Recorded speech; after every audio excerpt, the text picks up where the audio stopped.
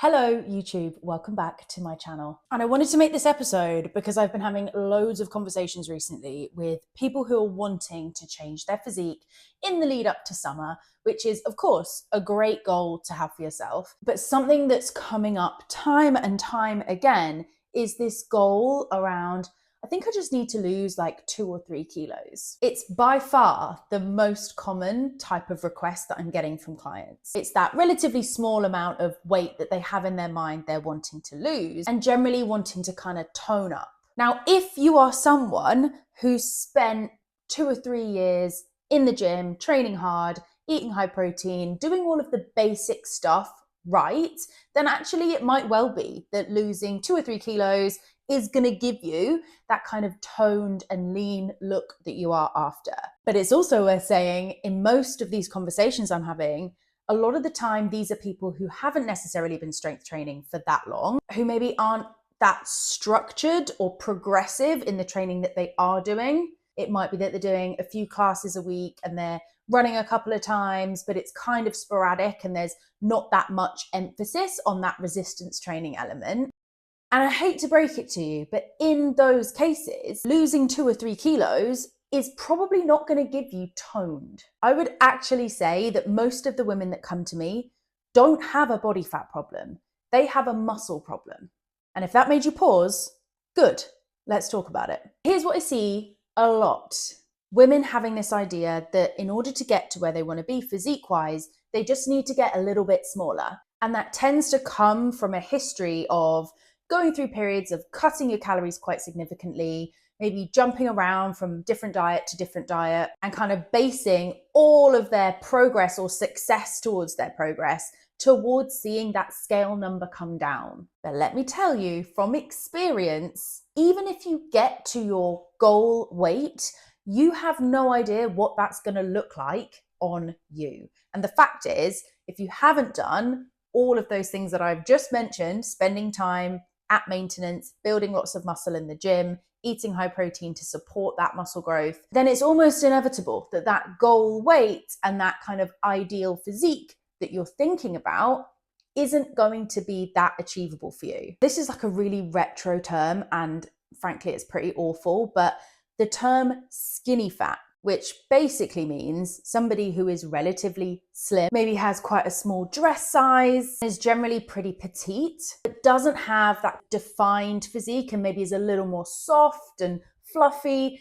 That is essentially what skinny fat is. Skinny fat is just another term for being under-muscled. Because if you already have relatively low levels of body fat, you're not someone who is classified as overweight, doesn't need to lose weight for health reasons, but you don't have that muscle mass underneath, it might be that that skinny fat umbrella is something that you find yourself under. Now, this message is something that I've been spouting for years now, but it is all the more important at this present moment in time, because just when we were starting to see that emphasis on strength and fueling, muscle being something that's way more normalized for women, the pendulum seems to have swung the other way, and we are right back in flat stomachs and thigh gaps and how to be skinny tutorial videos. It's giving early 2000s diet culture, and it is in no way empowering or a measure of progress. It's a real warning sign that the industry is moving backwards, and we have to call it out. SKINNYTOK is on the rise, essentially telling women how to get away with eating as little as you can to lose as much weight as possible. And then when you look at those images and you think, well, I should just eat less, what you're really being sold is a lie. That small equals better, or that thin equals healthy, or that muscle equals masculine. Here's what I suggest you do instead. What if your goal wasn't to shrink your body, but to build your body? And I think the word build can be quite scary because it suggests eating in a calorie surplus, gaining lots of weight, creating a bulky shape. But that is not what I mean when I say build your body. If I was just starting out today as someone who wanted to build a lean and defined body, I would do these things. I would strength train 3 to 4 times a week, apply progressive overload, push my intensity, learn how to nail my form, and aim to get 1% better every time you step in the gym. I would eat 2 grams of protein per kilo of body weight. I'd add in cardio as a secondary piece of exercise, prioritizing my strength training. And crucially, I would give it some time, at least 6 months. Muscle growth does not happen overnight, and it will take time to build those shapes that you're looking for. Once you've spent that decent period of time focusing on fueling, nourishing your body, getting as strong as you possibly can, then I would introduce a short strategic fat loss phase to reveal what you've built. But you cannot skip that first part. It can be so confusing because you'll see all over social media people with incredible bodies, strong glutes, washboard abs, sculpted shoulders. And oftentimes they're telling you to throw a glute loop around your knees and do 100 glute bridges with an abduction, or a 10-minute bodyweight booty burner circuit, or some sort of Pilates arms workout where you're kind of just pulsing your arms up and down or waving them around in circles with 1 kilo weights. This narrative suggests that that's what you need to do to build long and lean muscles, whereas just good old-fashioned weightlifting and trying to get as strong as you can somehow creates a different type of muscle fiber that looks big and bulky. That is not true, and you do not need to worry about getting bulky.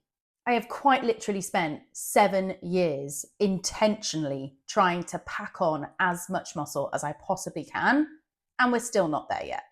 And honestly, those bodies you admire, I can absolutely guarantee you they have built that body with consistency, time, training, and a good amount of food.